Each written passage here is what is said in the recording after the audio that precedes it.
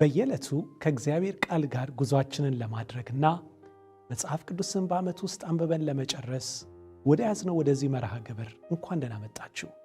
የዕለቱ የመጽሐፍ ቅዱስ ንባባችን ከዘፍጥረት ምዕራፍ 1 እስከ 3 ያለውን ይሸፍናል።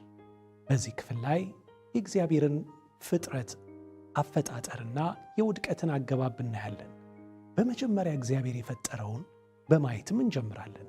መጽሐፍ ቅዱሳችንን ከፍተን ከመጀመሪያ ማንበብ ስንጀምር በመጀመሪያ እግዚአብሔር ፈጠረ የሚሉትን ቃላት እናገኛለን። እነዚህ 3 ቃላት በዘላለማዊ ክብር የተሞላን ሕይወት ለመኖር የሚያስችሉንን 3 ቁልፍ ነገሮች ያስተምሩናል። የመጀመሪያው ቁልፍ በመጀመሪያ በሚለው ቃል ውስጥ የምናገኘው የማስቀደም ቁልፍ ነው። ሕይወታችን በሰማያዊ ክብር እንዲሞላ የሚያደርግ የመጀመሪያው ቁልፍ መቅደም ያለበትን የማስቀደምን መርህ መለማመድ ነው። የብዙዎች ችግር በመጀመሪያ ላይ ሊሆን የሚገባውን መጨረሻ መሆን ያለበትን ደግሞ መጀመሪያ ማድረግ ነው። እንዲህ ያለው የተሳሳተ ስሌት ልንከተለው የማይገባን ጉዳይ ሲሆን ቅደም ተከተላችንንም ያዛባዋል። ጋሪውን ከፈረሱ ሲቀድም ወደፊት ለመጓዝ እንደማይቻል ሁሉ እኛም በሕይወታችን የሚቀደመውን ማስቀደም ሳንችል ስንቀር ሕይወታችን ይዛባል። ይህን ከተረዳን ታዲያ በአእምሮአችን ውስጥ የሚፈጠረው ሌላው ጥያቄ ታዲያ ላስቀድመው የሚገባኝ ነገር ምንድን ነው የሚለው ነው። ለዚህ ጥያቄ ደግሞ ሁለተኛው ቁልፍ መልስ ይሰጠናል። ሁለተኛው ቁልፍ እግዚአብሔር በሚለው ውስጥ ሲሆን የማንገስ ቁልፍ ነው። መጽሐፍ ቅዱስ በመጀመሪያ ካለ በኋላ ከሁሉ በፊት ሊቀድም የሚገባውን አምላክ ያስተዋውቀናል። በእርግጥም የሚቀድመው በትክክል ልናስቀድመው የሚገባን ታላቁና ብቸኛው ኃያሉን አምላካችን እርሱን ነው። እርሱ ከሁሉ በፊት ነበር፣ የሁሉ ባለቤትና በሁሉ ላይ ሥልጣን ያለው ነው።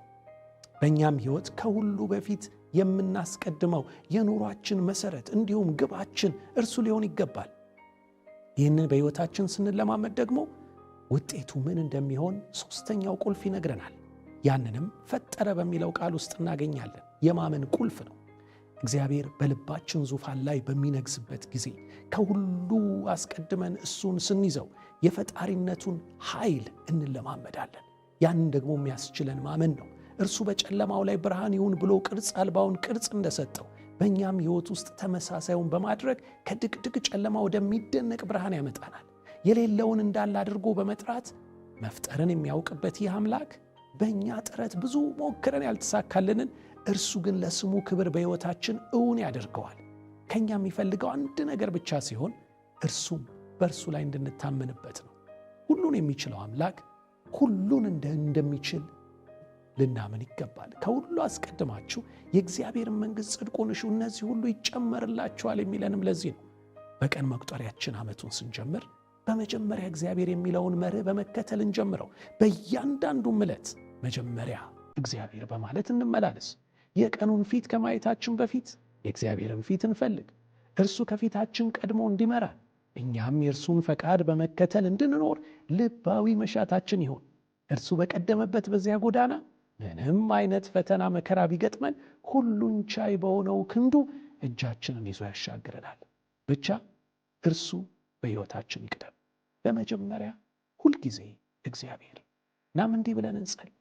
አባት ሆይ አንተ ብቻ ልትሰጥ የምትችለውን ዘላለማዊ ክብር በሕይወታችን ለመቀዳጀት ማስቀደም የሚገባንን በማስቀደም ይኸውም አንተን በማንገስ በሕይወታችን ደግሞ አንተን በማመን እንድንኖር በጸጋ እርዳን። አሜን።